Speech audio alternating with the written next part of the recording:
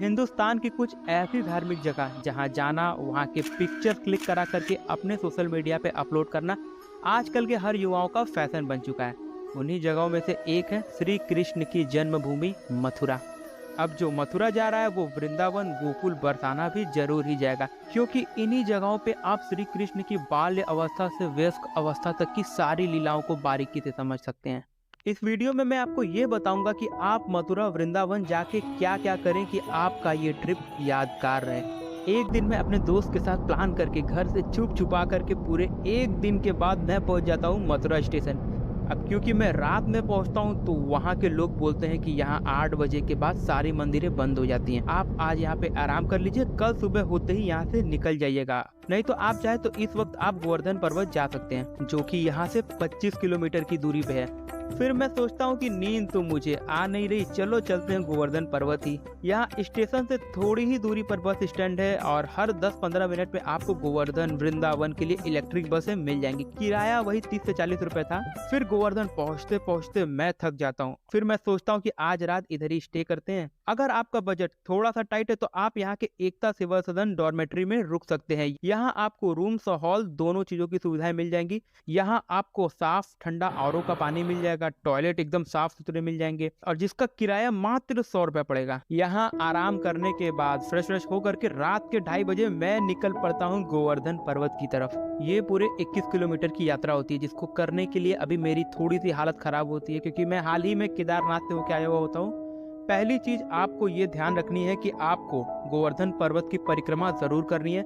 किसी कारण से मेरी तरह अगर आप पर्वत की परिक्रमा नहीं कर पा रहे हैं तो आप वहां से माफी मांग के ही वापस आए। तो चलिए प्रसाद लेकर के इस मंदिर में बैठते हैं और मैं आपको इस मंदिर की कहानी सुनाता हूँ। श्री कृष्ण ने देवराज इंद्र के प्रकोप से बचाने के लिए इस पर्वत को अपनी बाएं हाथ की कानी उंगली पर कई दिनों के लिए उठा लिया था। ऐसा कहा जाता है कि जब श्री कृष्ण ने इस पर्वत को उठाया था उस वक्त ये बहुत ही विशालकाय पर्वत हुआ करता था, जबकि आज इसकी ऊंचाई मात्र 30 मीटर ही रह गई है। इस 21 किलोमीटर की परिक्रमा में आपको राधा कुंड, कुसुम सरोवर और गोविंद कुंड भी मिलेंगे, जिसकी अपनी एक अलग ही माइथोलॉजिकल स्टोरी है। जब भी आप गोवर्धन आए तो यहाँ के ये सफेद पेड़ों को आप जरूर ही ट्राई करें, ये खाने में बहुत ही टेस्टी होते हैं।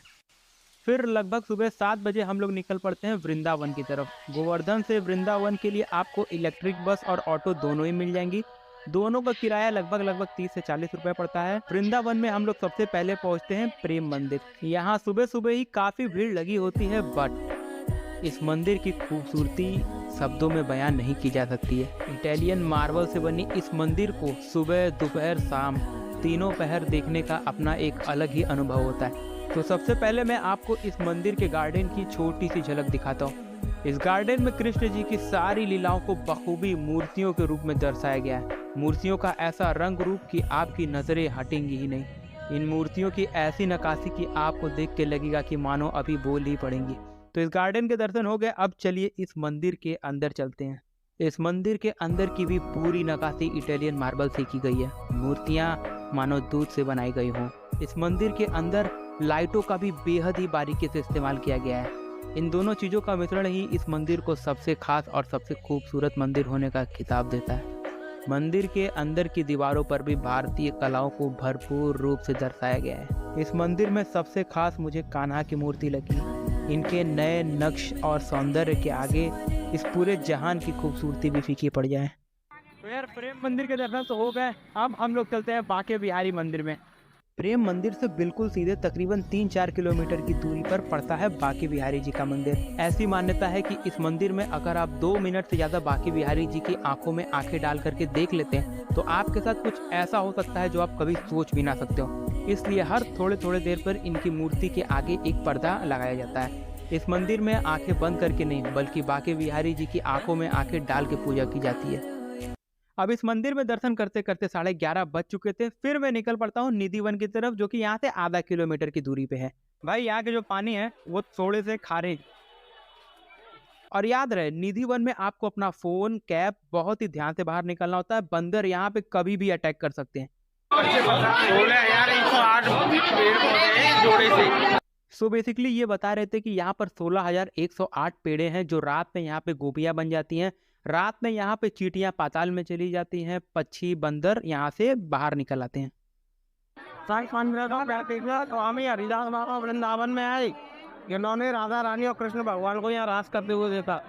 वहाँ के साथ बैठ करके तपस्या किया जंगल में, और बिहारी जी के 2 पैरू जमीन में पैदा किए। पहला स्वरूप है कृष्ण अवतार में वहाँ के बिहारी, और दूसरा स्वरूप है दाऊदी अवतार में श्री वृंदावन बिहारी।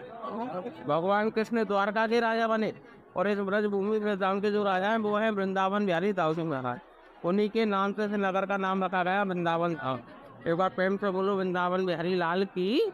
इस वन में थोड़ा आगे बढ़ने पर आप देखेंगे कि यहाँ पर 2-3 मंदिरें हैं जहाँ पर लोग बेधड़क डांस कर रहे होते हैं, और उनको देख करके बड़ा अच्छा लगता है। अब मैं यहाँ पे एक बहुत ही ज़रूरी चीज़ भूल जाता हूँ, जो कि आई थिंक इस मथुरा वृंदावन के टूर की सबसे ज़रूरी चीज़ है, जो कि सबसे ट्रेंड में भी है, जो कि आपको आगे इस वीडियो में पता चलेगा, जो कि इस पूरे सफ़र की सबसे दिलचस्प चीज़ है। अब हम लोग आ जाते हैं मथुरा। मथुरा में भी कई जगह है घूमने के लिए, लेकिन जो सबसे मेन है वो है कृष्ण जन्मभूमि। अब हम लोग आ चुके हैं कृष्ण जन्मभूमि।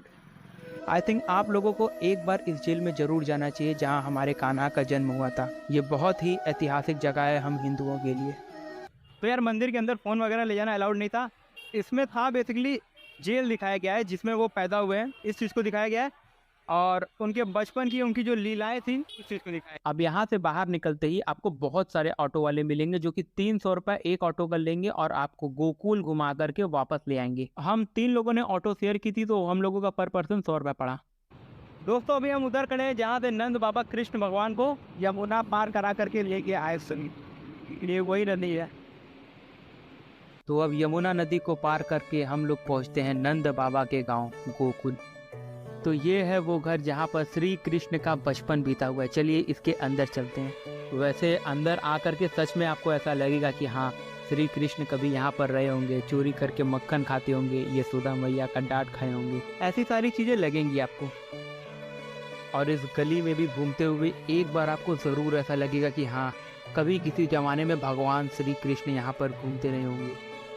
तो यार भाई हमें अभी अचानक से याद आया कि हम इस्कॉन टेम्पल तो घूमे ही नहीं, तो फटाफट अभी वृंदावन फिर जाएंगे और इस्कॉन टेम्पल घूमेंगे, फिर उसके बाद ही घर निकलेंगे। तो फटाफट से मैं इस्कॉन टेम्पल के लिए बस पकड़ लेता हूँ, और जैसे ही मैं वहाँ पर पहुँचता हूँ वहाँ पर आंधी आने लगती है, थोड़ी देर बाद बारिश भी आने लगती है, फिर बिजली भी कड़कने लगती है। और जितने भी टूरिस्ट आए हुए थे वो इधर उधर दुकानों पर बैठ जाते हैं, लेकिन मैं नहीं बैठता। मुझे पहुँचना था और मैं फाइनली पहुँच भी जाता हूँ, और पहुँचते ही फटाफट से मैं अपने बैग रख देता हूँ और निकल पड़ता हूँ कृष्ण भक्ति के लिए। हमको मंदिर आना था तो हम आ गए। मेरा बहुत टाइम से मन था कि यहाँ जो फॉरेनर्स भजन कराते हैं उसमें पार्टिसिपेट करूँ, और एक बार तो भक्ति में मैं भी लीन होना चाहता था।